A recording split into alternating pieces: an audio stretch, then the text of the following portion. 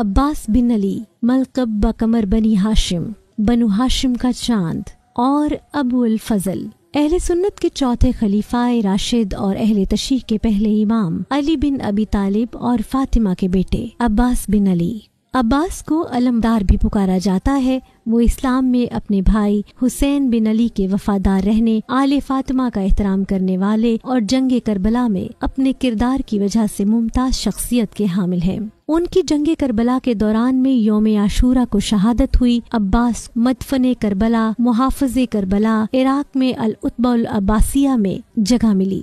عباس حسین تھے، جمیل تھے اور عرب میں بہادری اور شجاعت کے لیے مشہور تھے۔ ابن منصور لسان العرب میں لکھتے ہیں کہ عباس وہ شیر تھا جس سے دوسرے شیر ڈرا کرتے تھے۔ عباس بن علی کی ولادت باسعادت 4 شعبان المعظم 26 ہجری کو ہوئی۔ انہوں نے اس وقت تک آنکھ نہیں کھولی جب تک ان کے بھائی سیدنا حضرت امام حسین علیہ السلام نے انہیں ہاتھوں میں نہیں لیا۔ بچپن سے ہی امام حسین سے بے حد محبت اور عقیدت تھی۔ حضرت عباس کی تاریخ تولد کے سلسلے میں مورخین میں اختلاف پایا جاتا ہے، لیکن معروف یہ ہے کہ آپ کی ولادت باسعادت جمعے کے دن 4 شعبان 26 ہجری کو مدینہ منورہ میں ہوئی تھی۔ امیر المومنین نے اپنے نومولود کا نام عباس رکھا تھا، چونکہ علی بعنوان دروازہ علم و نبوت جانتے تھے کہ ان کا یہ فرزند ارجمند، بغیر کسی شک و تردید کے، باطل کے مقابلے میں سخت اور ہیبت والے اور حق کے سامنے شاداب و تسلیم ہیں۔ اہل لغت نے لفظ عباس کا ایک معنی بیان کرتے ہوئے کہا کہ حضرت عباس کے لیے مناسب اور موزوں ہے کہ ان کو شیر کہا جائے، اور یہ منظر صحرائے طف میں سب نے دیکھا کہ جناب عباس جس طرف بھی حملہ کرتے تھے سارے یزیدی وہاں سے بھاگ جایا کرتے تھے۔ شجاعت، بہادری، وفا اور دلیری جیسی خصوصیات کو دیکھتے ہوئے شجاع باپ نے اپنے شجاع بیٹے کا نام عباس رکھا تھا، اور مورخین کے کلمات اس بات کے گواہ ہیں۔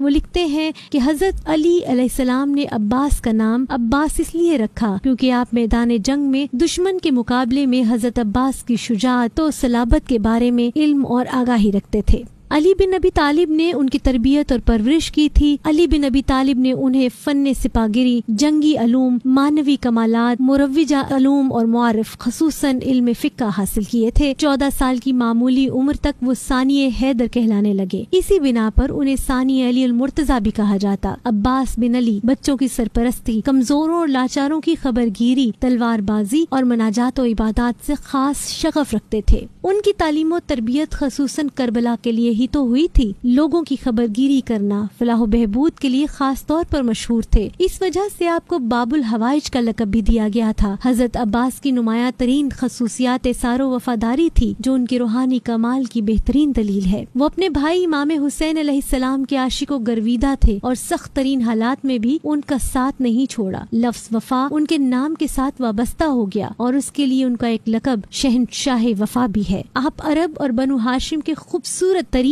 نوجوانوں میں سے تھے، اس لیے آپ کو قمر بنی ہاشم بھی کہا جاتا ہے۔ ارباب تاریخ نے حضرت عباس کے کئی القابات بیان کیے ہیں، ہم ان میں سے کچھ آپ کو بتاتے ہیں، جن میں ایک ابو الفضل، فضیلتوں کا مالک، ابو القریہ کیونکہ حضرت عباس نے روز عاشور پانی کا مشکیزہ خیمہ گاہ حسینی تک پہنچایا تھا۔ ابو القاسم، حضرت عباس کے بیٹے کا نام قاسم تھا۔ بعض مورخین کے مطابق قاسم نے اپنے پدر بزرگوار کے ہمراہ کربلا میں جام شہادت نوش کی۔ قمر بنی ہاشم بے حد حسین، پرکشش اور خوبصورت چہرے کے مالک تھے، اس لیے ان کو قمر بن ہاشم کہا جاتا ہے۔ سقا، حضرت عباس کے محبوب ترین القاب میں سے ایک لقب سقا ہے۔ جب پسرے مرجانہ نے خاندان رسالت پر پانی کی بندش کی تو حضرت عباس نے اپنی بہادری اور دلیری کا ثبوت دیتے ہوئے کئی بار پانی خیموں تک پہنچایا اور اہل بیت پانی سے سیراب ہوئے۔ علمدار، حضرت عباس کربلا میں امام حسین علیہ السلام کے لشکر کے علم بردار تھے۔ لشکر امام حسین علیہ السلام کی سالاری کا منصب آپ ہی کے نصیب میں تھا۔ عبد الصالح الموسیٰ باب الحوائج، شہید، پاسدار پاسبان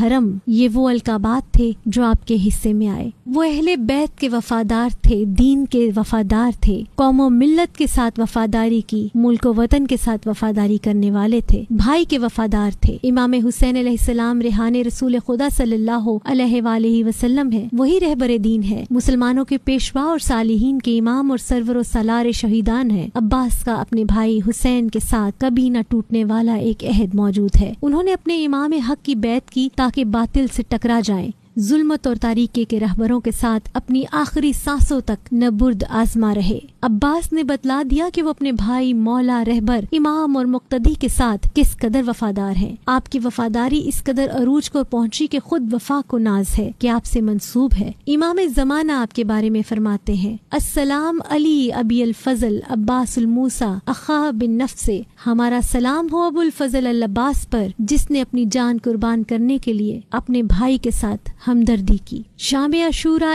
امام حسین علیہ السلام نے اپنے تمام یار و انصار کو ایک خیمے میں جمع کر کے فرمایا: سب سنو، یہ قوم دغل باز صرف میرے خون کی پیاسی ہے، لہٰذا میں اپنی بیتم تمہاری گردنوں سے اٹھاتا ہوں، چراغ گل کر دیتا ہوں، شب کی تاریکی میں فائدہ اٹھا کر ہر کوئی اپنا راستہ لے لے۔ یوں ہر کسی کو بھاگنے کی بہترین فرصت فراہم کی، لیکن قربان جائے حضرت عباس کی وفاداری پر کہ تاریکی کا سکوت توڑ کر سب سے پہلے آپ نے اپنا عہد وفا کو پورا کرنے کا عزم ظاہر کیا۔ چنانچہ ارباب تاریخ میں لکھا ہے: اس وقت عباس بن علی نے آغاز سخن فرمایا اور امام حسین علیہ السلام کی خدمت میں عرض کیا: ہم یہ کام کیوں انجام دیں؟ کیا اس لیے آپ کے بعد باقی رہیں؟ نہیں، خدا کبھی بھی یہ چیز ہمیں نہ دکھلائے۔